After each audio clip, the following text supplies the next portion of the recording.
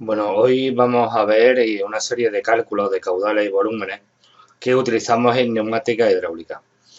Los apuntes que tenéis, aunque están bastante bien, hay esa parte que no me termina de convencer del todo. Entonces os he hecho pues una pequeña presentación de PowerPoint para que lo vayáis viendo.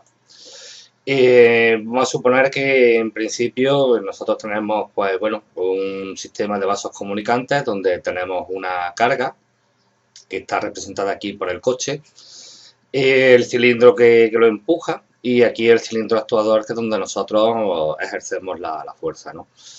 Como ya habéis visto, la relación que hay entre las fuerzas y la superficie es la presión, cuya fórmula es esta. Como estamos hablando de fluidos donde la presión se transmite de manera íntegra en todos los puntos, podemos decir que la fuerza 1 partido de su superficie es lo mismo que la fuerza 2 partido de la sección 2. Esto nos permite, si despejamos F2 y teniendo en cuenta que S2 es mucho más grande que S1, pues ejercer bastante más fuerza para levantar, ¿vale? Ahora viene la pregunta que a nosotros nos interesa, ¿no? Si yo quiero levantar lo que sería este pistón, lo quiero levantar 1 metro, ¿cuánto volumen de fluido necesito?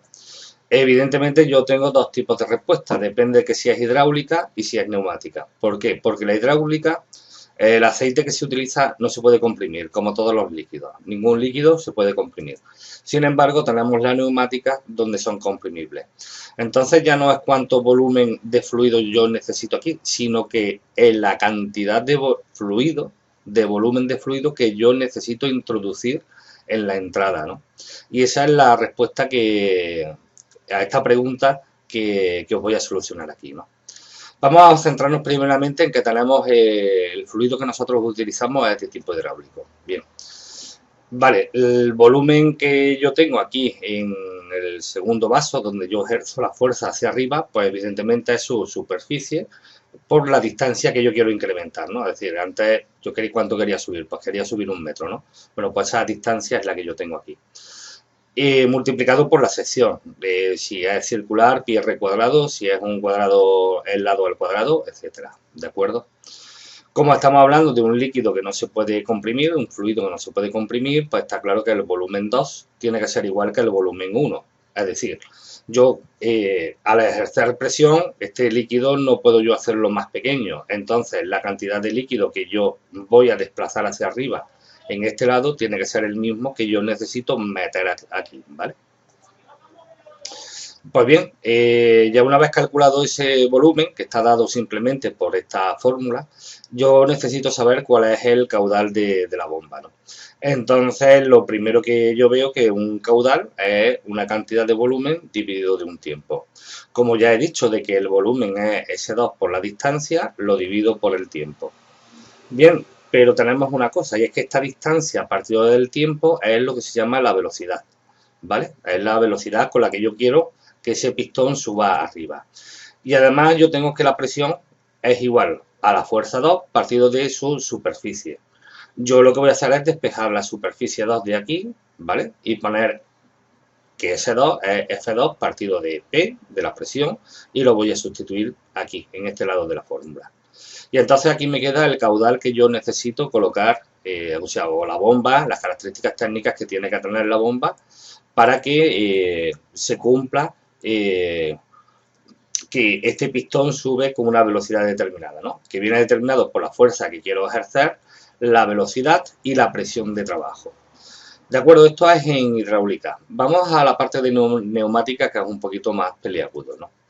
El volumen del pistón sigue siendo el mismo, es decir, yo voy a necesitar un volumen de aire determinado, que es el que está ocupado por el pistón y que yo voy a elevar hacia arriba, ¿de acuerdo?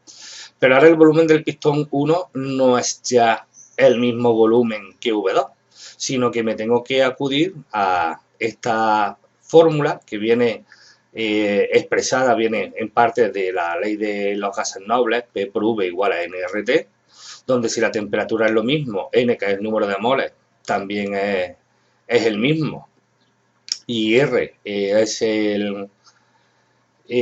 la constante de los gases nobles. Entonces yo tengo que la presión del pistón por el volumen es igual a la presión atmosférica por el volumen 1.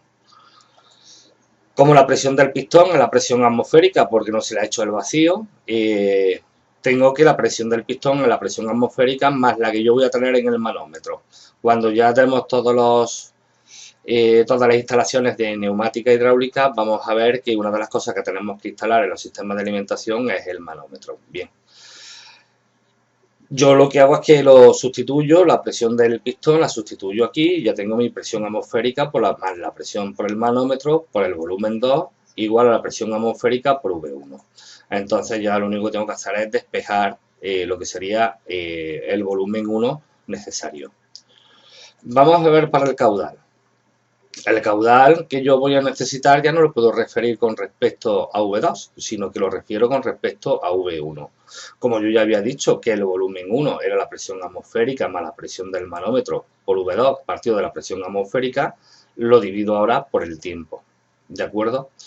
Como el volumen 2 es la sección 2 por su distancia, yo ahora vuelvo a cogerme otra vez la distancia a partir del tiempo, la velocidad, me da la velocidad de trabajo que yo necesito, ¿vale?